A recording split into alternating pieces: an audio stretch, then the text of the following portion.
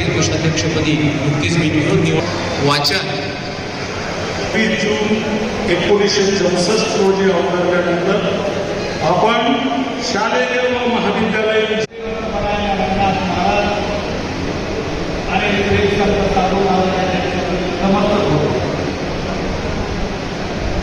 आजच्या कार्यक्रमाला विशेष कोषाध्यक्ष म्हणून ट्रेझरर म्हणून जेव्हा खरं म्हणजे काशी अण्णा सत्रमच्या पदावर मी नियुक्त झालो, विराजजींना सांगितलं, खरं माझ्या स्वप्नात सुद्धा नव्हतं.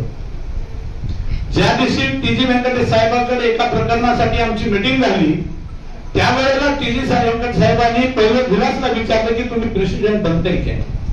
विलासने नाही म्हणलं.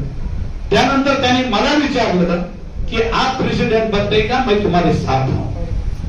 मला माहित होतं माझी झेप तिथपर्यंत जाऊ शकत नाही, आपण काम करू शकत नाही, आणि जे काम आपण करू शकत नाही त्या पदाला न्याय देऊ शकत नाही, त्या पदावर जाणं योग्य नाही.